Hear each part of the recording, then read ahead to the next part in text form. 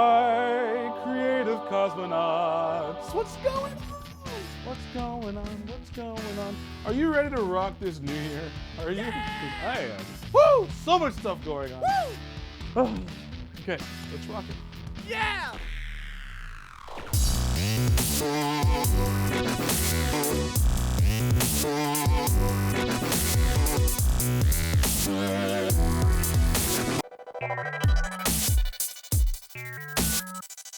Contests! So many different kinds of contests. Best Christmas and Halloween decoration contests, beauty contests, cheerleading contests. Give me a C. Give me an O. Give me an S. Whatever. Dance contest. Instant reaction. And so on, etc., etc., etc. My favorite is costume contests. When I was a little kid, Cosmoe, a wee little lad, I made my Halloween costumes from scratch. I entered all the costume contests in school. Never won anything, but always had fun competing. It's like, what are you supposed to be? I'm like, I'm Batman. And then Guyver and then Spawn. And now, in the world of cosplay, I've come across cosplay contests. Now, I've seen some good ones, and some sadly put together at the last minute contests at other cons, little tiny conventions. Pretty sad, but still fun nonetheless. By far the best, awesome, top-notch, best in show. Oh my God, the quality is LA Comic-Con. This cosplay competition is absolutely astonishing. Amazing judges from all across the creative spectrums, amazing prizes and trophies for the winners, amazing hosts like the great Geek Gatsby and Kid Quinn, and let's not forget the talented people that enter in with their awesome, crazy cool outfits. Last year, they had the amazing Dare Taylor perform. It's pretty awesome. I started thinking to myself, who puts this all together? Who's the person behind this amazing competition? That person is the ridiculously talented and absolutely gorgeous CHRISSY LYNN. But before we dive into that, it's time for...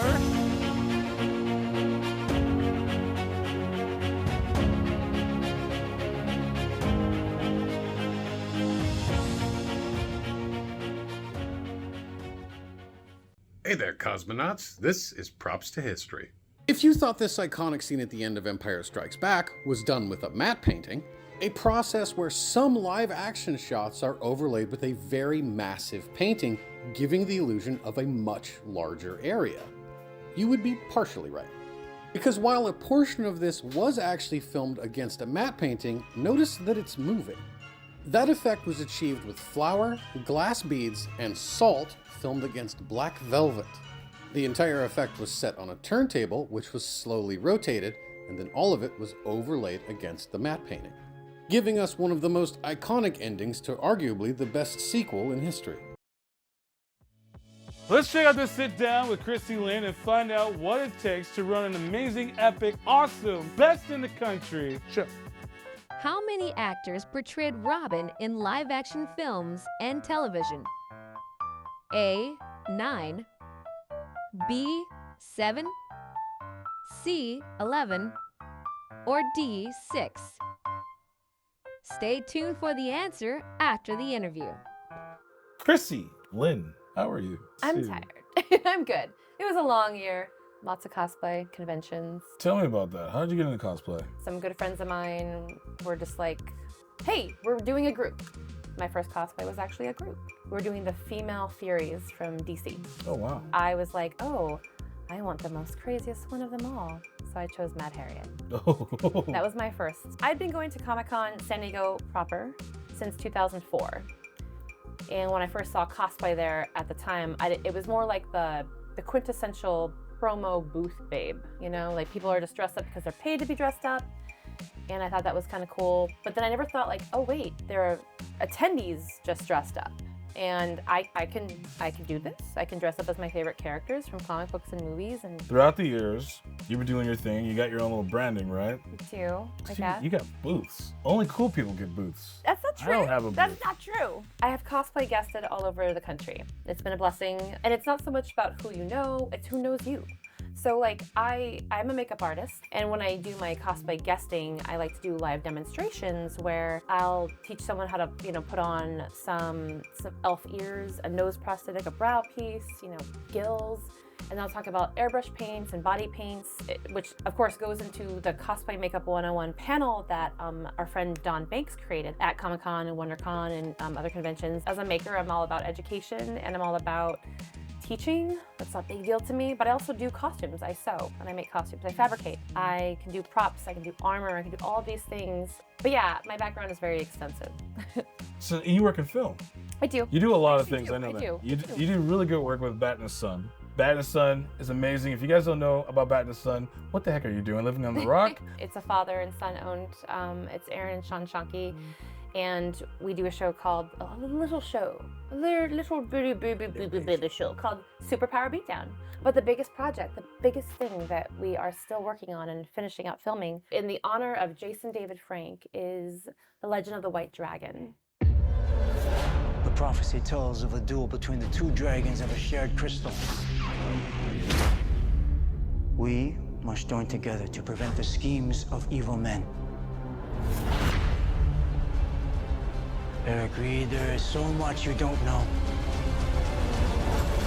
All that matters is that you are now a white dragon.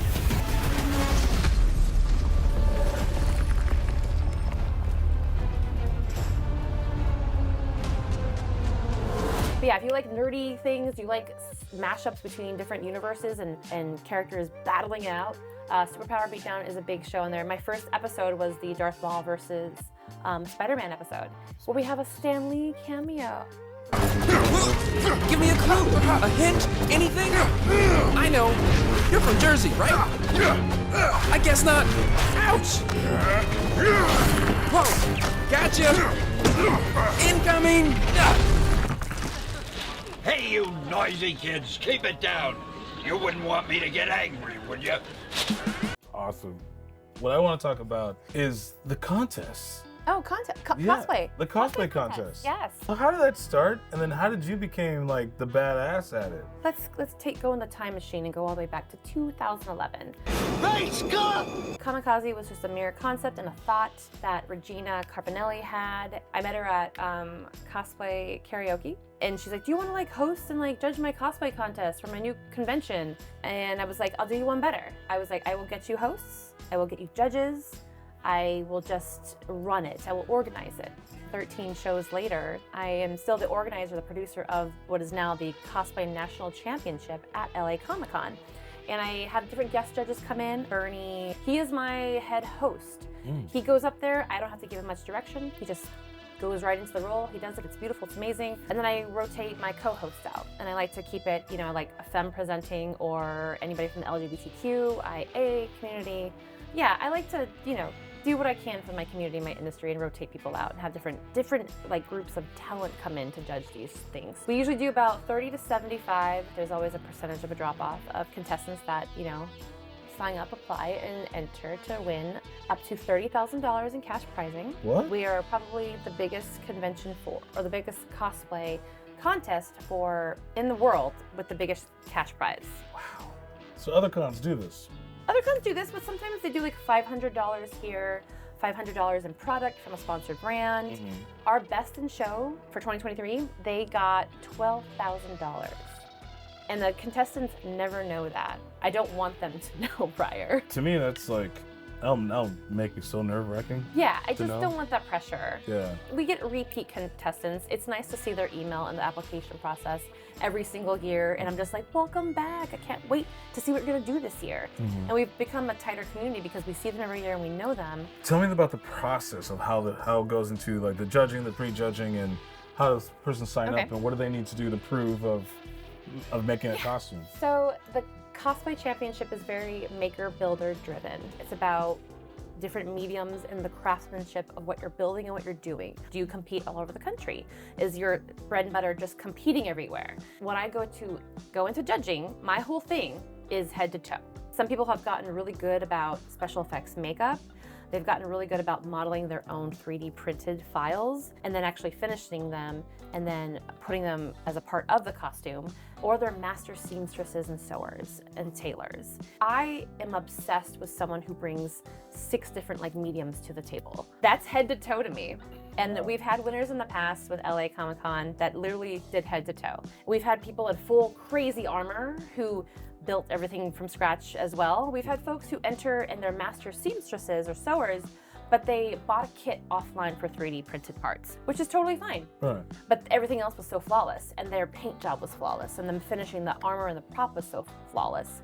When I pick my judges, their backgrounds have to specialize in something very like in that realm. It's a good panel for judges because I need everyone to look at everything. And like, I don't mind having celebrities come in for things like if you want to present an award or you want to be part of the hosting process. But I'm so particular about building this brand and building this contest from scratch. And they keep bringing me back, thank you LA Comic-Con, to entrust in me. So, I mean, it's very important as a maker myself to bring that, you know, maker environment into the community. And I know all of them. Oh, the trophies. The trophies are yes. amazing. So that's Artisan Studios. They're amazing. My buddy Victor, who makes those, he made the Best in Show trophy light up this year. I was like, I need this trophy to be the best. And he's like, I got you if I am. So people at home, they want to go, let's say they live in Florida or Chicago or even like anywhere. They want to go to a con and sign up for a contest. Just do it. You could place, you could win, you could get an honorable mention, which is great because the judges see something in you that's got potential and they're impressed by it and amazing, but they couldn't quite place you because maybe there was a thing about the rules or whatever.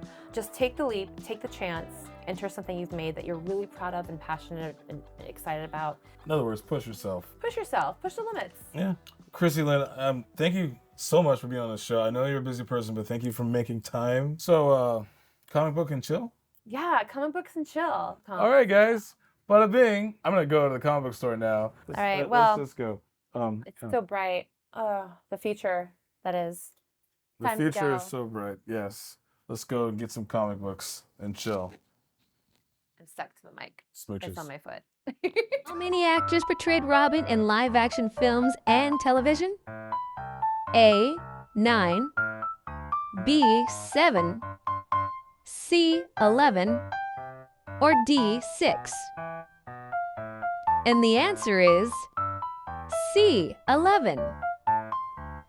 Douglas Croft, Johnny Duncan, Burt Ward, Chris O'Donnell, Joseph Gordon-Levitt, Brenton Thwaites, Curran Walters, Jay Lacugo,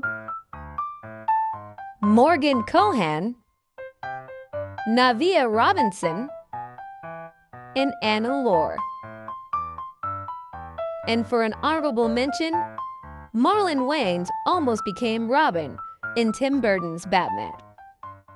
Thank you so much, CHRISSY LYNN, for taking the time to be on the show. You guys can follow CHRISSY LYNN on all of her major socials. But if you want to see more CHRISSY whatnot, check out Dare Wears on YouTube. It's awesome. She's on there too as well. So become a Cosmonaut Patreon for exclusive stuff.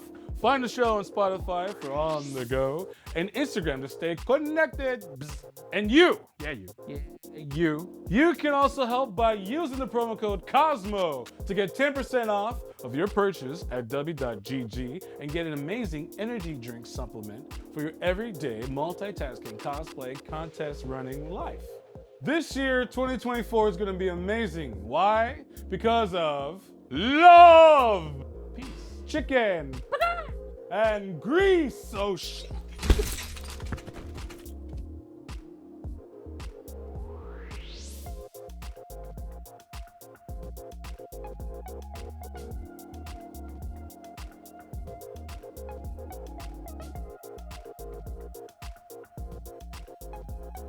Thanks for watching and subscribing. You guys are the best. Check out this clip next, huh? Yeah. Or that one. I mean,